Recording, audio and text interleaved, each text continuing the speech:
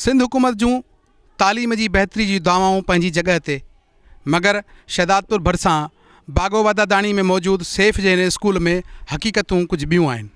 हिते बाला ऑफिसरनि पंहिंजी ज़ाती इंतकामी कार्रवाइनि जे तहत हिन स्कूल खे 18 महीननि खां फंडिंग बंदि करे छॾी।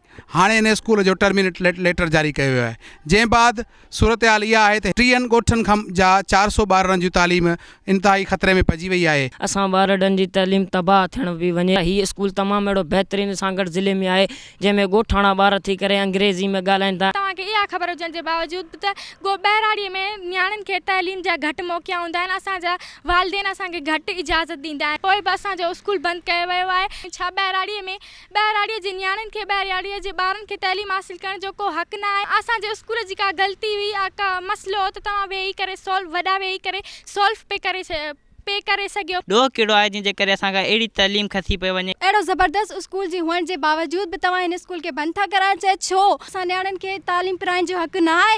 प्लीज़ असां रिक्वेस्ट थी कयां वज़ीर आला सिंध मुराद अली शाह ऐं वज़ीर तालीम सिंध सईद गनी ऐं मैडम नाहिद अब्बासी ऐं ॿियनि वॾनि खे त प्लीज़ असांजो स्कूल बहाल कराए ॾियो। अगरि हीउ स्कूल बंदि थी वियो त तमामु घणनि ॿारनि जी ज़िंदगी तबाह बर्बाद थी वेंदी। हीउ सिर्फ़ु 400 ॿारनि जो स्कूल न बल्कि ईंदड़ नसल जो स्कूल आहे। असां कहिड़ो ॾोह कयो आहे जो असांजो स्कूल बंदि कयो पियो वञे?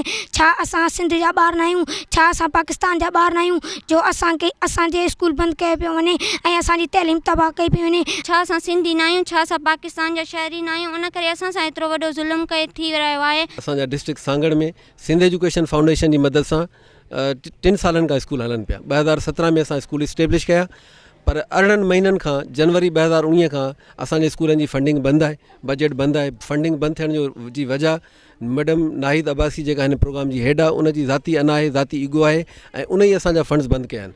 हिन वक़्तु असांजे स्कूल में 400 ॿार पढ़नि पिया। नए सेशन में 200 ॿार ॿियनि नवनि अचण जी उमेदु आहे। 30 ॻोठनि जे ॿारनि खे असां हिते मुफ़्त तालीम ऐं मुफ़्त ट्रांसपोर्ट प्रोवाइड कयूं पिया। हिननि 30 ॻोठनि जे ॿारनि जो मुस्तक़बिल दावती आहे ऐं सिंध एजुकेशन फाउंडेशन जेकॾहिं असांजा स्कूल बहाल न कया त ही 30 ॻोठ बुनियादी तइलीम जे हक़ खां हमेशह लाइ महरूम थी वेंदा। मुंहिंजी अपील आहे सैयद मुराद अली शाह साहब खे, मिनिस्टर एजुकेशन खे, फराज़ डेरो साहब जन खे, शाहिद ख़ान थईम खे ऐं managing director Sindh education foundation मोहतरम अब्दुल कबीर काज़ी साहब जन खे त सर काइंडली तव्हां हिन ॿारनि ते रहम कयो ऐं हिननि असांजा फंड्स जारी कयो ताकी असां हिननि ॿारनि खे मुफ़्त तालीम प्रोवाइड करे सघूं। अवां हिन स्कूल जे मासूम ॿारनि ऐं हितां जी इंतिज़ामिया जूं ॻाल्हियूं ॿुधियूं।